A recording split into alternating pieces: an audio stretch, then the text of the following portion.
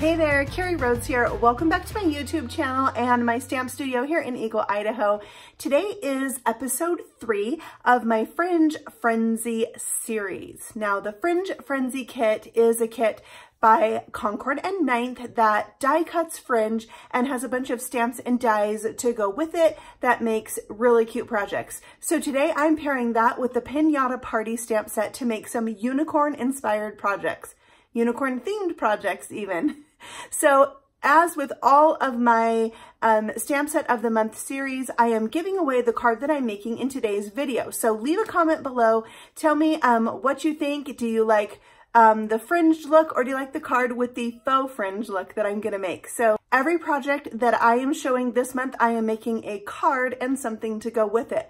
Well, this time it just so happens that the thing to go with the card came first, and then that inspired the card. So it's a little bit backwards. So today you're gonna see the cute little gift box and then the card.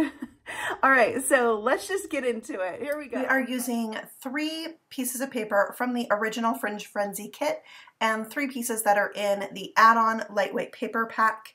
I'm using this die from the Fringe Frenzy kit to die cut these strips of fringe. You don't need to pre-cut the paper into strips. It die cuts the strip and this adorable fringe.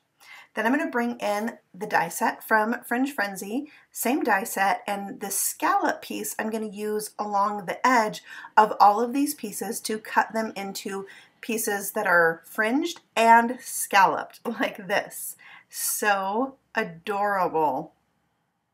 So here you can see you take the fringe die, cut that first, then cut them with the scallop, and you get these beautiful scallop pieces. And you can see I'm going to be creating a rainbow on my project today.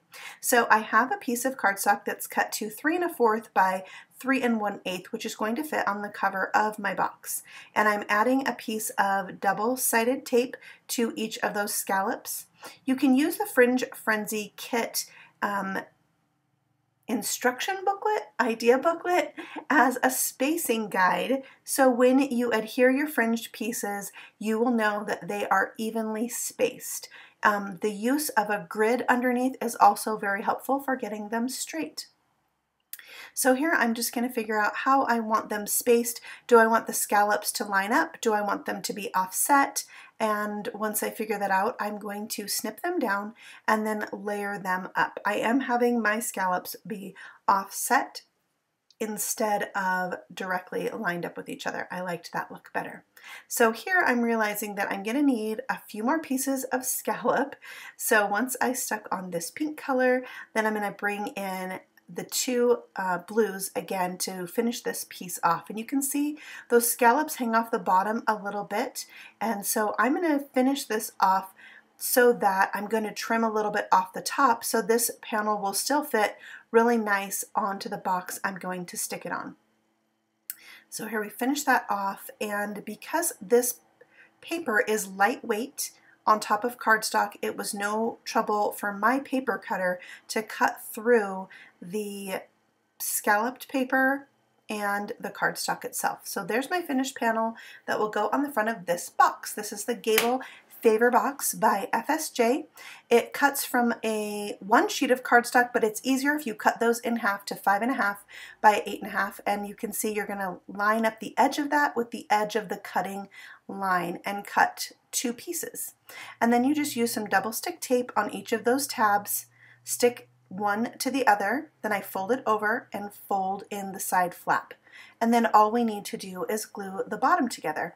Sometimes it's nice to get your box nice and square by putting the handles together at the top, and that way when you glue the bottom pieces together, it's easier to have a square bottom. Once that sets for a minute, then I come in with my bone folder and crease it from the other side. Now I'm gluing on that fringed panel that we made, and it looks so good against the white box. Now I'm bringing in the Pinata Party die set to create a unicorn for the front of the box. So I'm die cutting the unicorn body itself from some glittered cardstock. I have an eyepiece, a unicorn horn from gold, then I'm using some of the lightweight paper so it matches my box to die cut the mane and the flower. So now I'm going to glue these together. You'll see that I have two different unicorns that I am making. I wanted one for my box and one for my card, so I decided to go ahead and do them at the same time and have them be exactly the same. You could do them a little bit different by changing the colors of their mane, the color of their flower, and you could also do this unicorn with fringe, where I chose to do some glittered paper instead. I just felt like with a fringe background, I needed something a little more plain on top of that, but you know, you could just be very creative with this and make it any number of different ways. So now we'll glue the flower on, and that finishes up my little unicorns. So cute. So then I decided I wanted my unicorn to be standing on a cloud, so I made a fringe piece with just white fringe on lightweight paper because I'm die cutting it, and then I'm going to stick that down onto my box.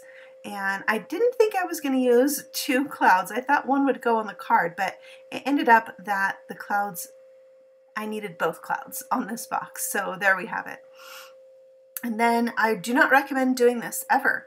I'm going to stamp on this box now that it's already been put together. And I'm using Blue Lagoon ink, and I put my hand on the inside and pressed from the front and the back, and I thought it would be fine, but my H did not come out very good, but I decided to go with it. What else was I going to do?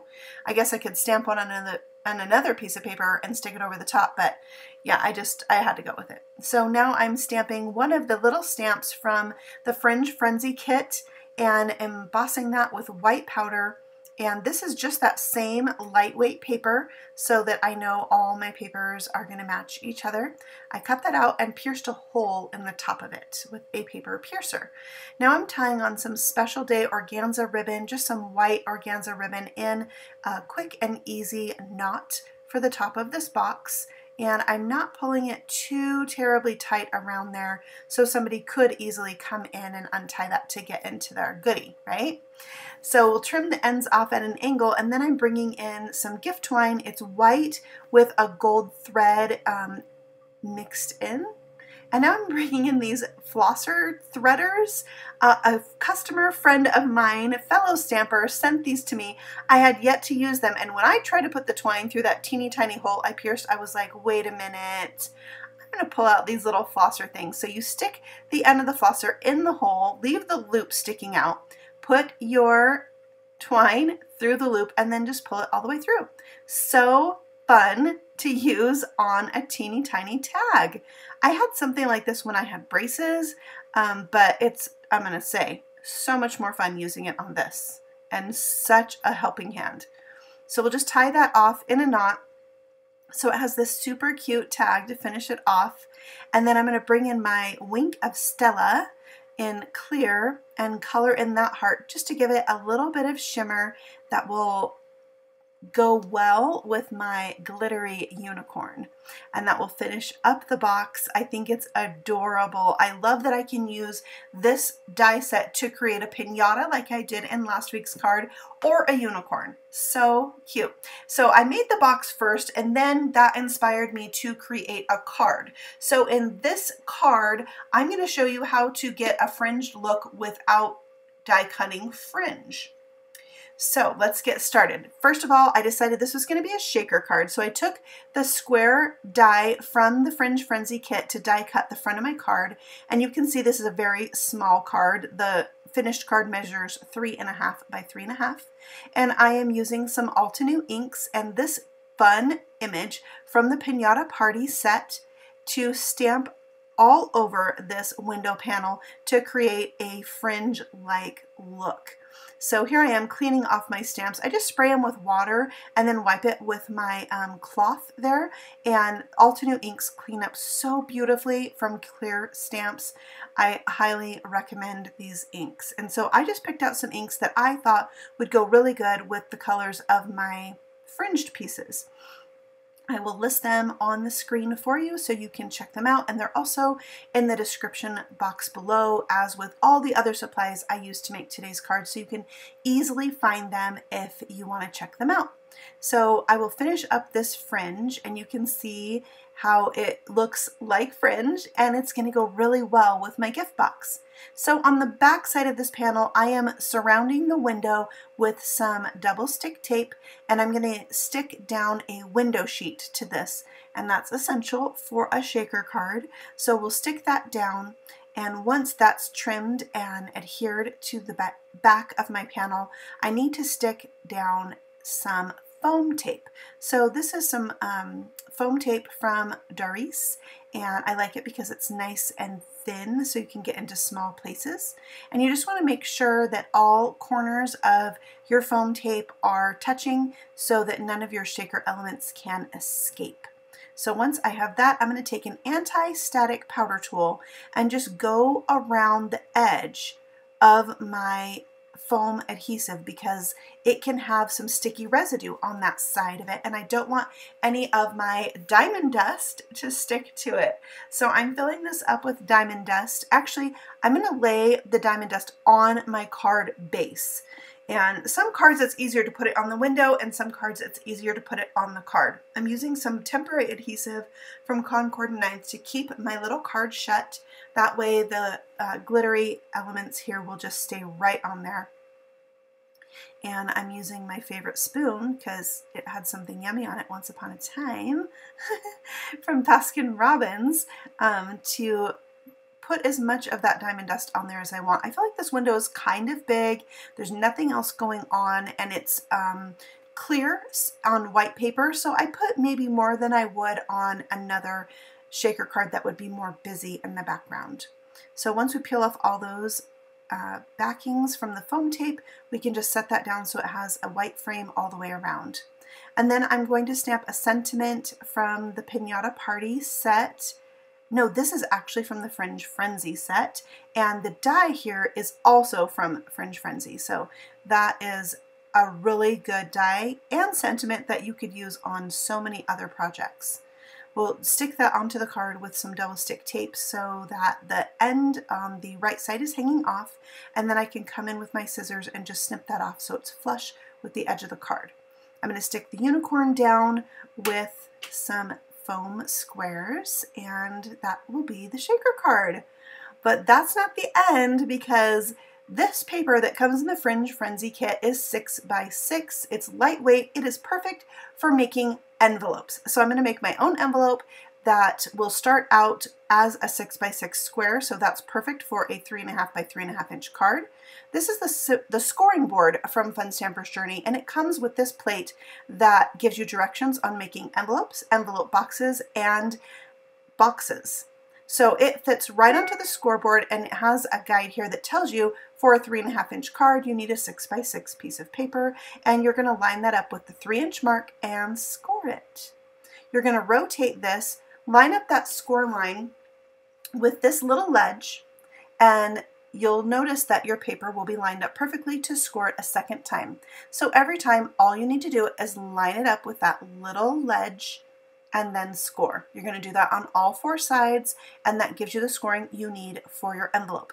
Now you do need to cut away the notches on this, or you can use this punch from Fun Stamper's Journey. Line up the notch side and those guides with your scored lines and punch, and it just punches them away for you. The other side of this punch is a corner rounder, so you can round all the corners of your envelope. It's a nice punch, easy to use. So then we're going to fold in all the sides of our envelope using a score tool if we need it. This paper is the perfect weight for an envelope. I really like it. So another reason to maybe get some of those lightweight paper packs. So we'll stick this together using some double stick tape, and if your card has a lot of dimension like mine does, you might want to lay the card in there and fold the envelope up around it so you know that your envelope has enough girth for your card, because mine was quite a snug fit. To finish off my envelope, I am going to stamp the flap with that same fringe stamp, and just give it a little bit of detail. And that will finish up my coordinating unicorn projects for this week's Fringe Frenzy episode. If you like this video, please leave a comment below. Tell me what you think, and you could win the card I made right here. And if you're new here, I would love for you to subscribe. I have new videos every week, and you can hit the little bell so you know when those go live. All right, thank you so much for watching, and happy stamping. Bye.